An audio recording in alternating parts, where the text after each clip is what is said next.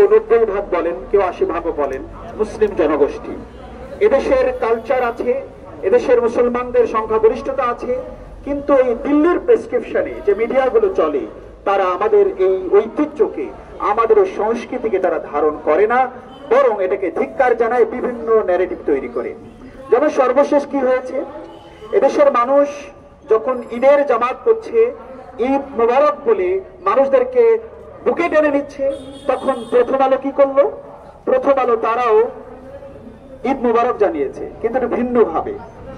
আমরা মুসলিমরা একটি প্রাণীকে অপবিত্র মনে করি, তার সঙ্গত কারণ আছে, বৈজ্ঞানিক ব্যাখ্যা আছে, কিন্তু তারা যে ঈদ মোবারক এই বার্তাটা দিয়েছে সেখানে দুটো কিশোর কিশোরী আছে, কিন্তু তার সাথে তাদের প্রিয় বস্তু যেটা নিয়ে তারা ঘুমায় সেই কুকুরকে তারা সংযুক্ত করেছে।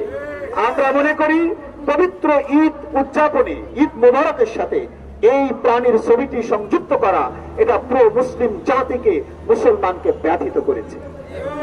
প্রিয় ভাইরা আমার, প্রথম আলো শুধু এখানেই ক্ষান্ত না, তাদের ইতিহাস যাচাই করুন। তারা কতবার ক্ষমা চেয়েছে, জাতির কাছে করজোড়ে ক্ষমা চেয়েছে। আপনারা জানেন এর আগে একটি কার্টুন তারা প্রকাশ করেছিল। এক মুরব্বী এক শিক্ষার্থীকে বা বাচ্চাকে জিজ্ঞাসা করছে তোমার নাম কি, সে তার সিম্পল নাম বলেছে। তো বলছে না, মুসলমানের নাম তো এমন হওয়া নয়, মোহাম্মদ বললে ভালো হয়।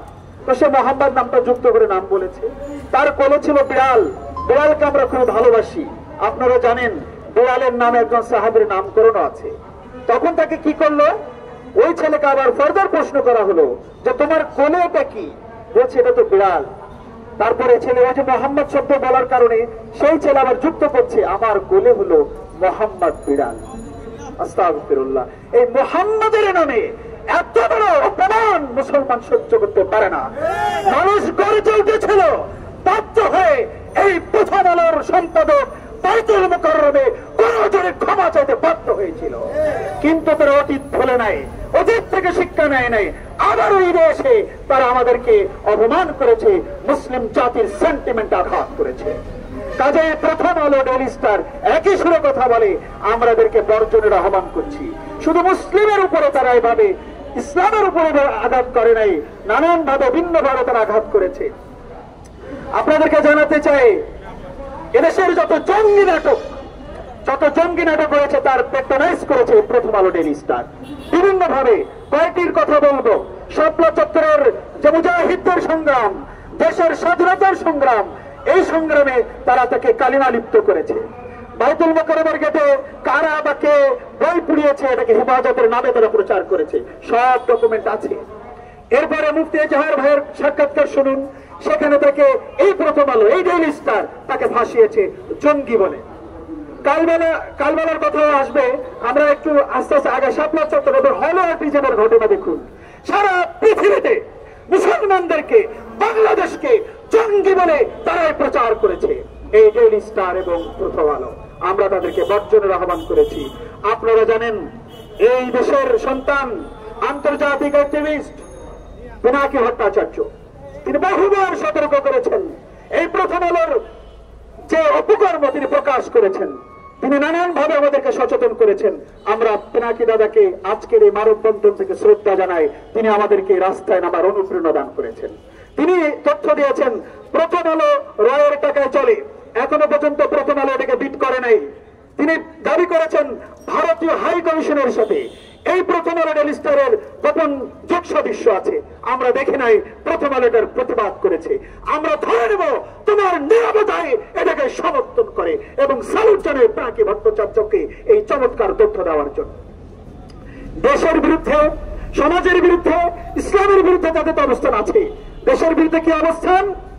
যখন কোন মুসলমান, কোন বাঙালি ভারতে অবস্থান নেয়, প্রথম আলো এটাকে লেখে যে ভারতে অবৈধ বাঙালির বসবাস, বাঙালিকে ভারতে যখন বাস করে তখন কে অবৈধ শব্দ ব্যবহার করে, আর ভারতীয় হাজার হাজার মানুষ যখন বাংলাদেশে বসবাস করে সেটাকে প্রথম আলো চিত্রায়িত করে এটা হচ্ছে নথিপত্রবিহীন কিছু অধিবাসী।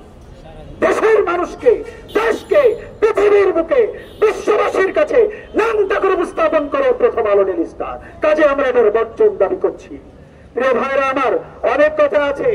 এই 16 বছরের শেখ হাসিনার প্যাট্রোনাইজ করেছে কারা? তাদেরকে হারাম করেছে কারা? এই ডেইলি স্টার, এই প্রথম আলো 15 বছর যাবত তাদের ছাপায় গিয়েছে। বেশি দূরে যাব না, যেদিন আমাদের প্রিয় শহীদ আবু সাইদ শহীদ হন, আমরা এটাকে বিপ্লব বলছি, আমরা এটাকে আন্দোলন বলছি, সংগ্রাম বলছি, কিন্তু প্রথম আলো এটাকে, ওই দিনে নিউজ দেখুন, এটাকে তারা ভায়োলেন্স বলছে, সংঘাত বলছে। অর্থাৎ আমরা সংঘাতে লিপ্ত হয়েছিলাম, আমরা একটি হত্যাযজ্ঞে লিপ্ত হয়েছিলাম, এ কথাই প্রথম আলো বলতে চাই। কাজেই আমার আফসোস, এদের জন্ম হয়েছে 1998 সালে প্রথম আলো। যদি 71 জন্মগ্রহণ করতো, এর শুরুটা যদি 91 হতো, আমাদের ইতিহাসকে কালিমা লেপন করার জন্য আর কারোর প্রয়োজন হতো না, প্রথম আলো যথেষ্ট ছিল। কারণ তারা 24কে ধারণ করে না। আজকে উল্টো ভুল হচ্ছে, আজকে উল্টে গেছে, বাংলাদেশ উল্টে এখন আমাদের সাথে দেশপ্রেমের খেলা খেলছে। কিন্তু মনে রাখতে হবে, এই কাতারে যারা আছে তারা 24-এর গণঅভ্যুত্থানের সৈনিক, বুকের তাজা খুন ঢেলে দিয়েছে। প্রথম আলো, ডেইলি স্টার, যতই বাহানা করো, যতই অভিনয় নাটক করো না কেন, বাংলার তৌহিদি জনতা, বাংলার মুসলমান, দেশপ্রেমিক জনতা তোমার কাপড় খুলে ফেলবে।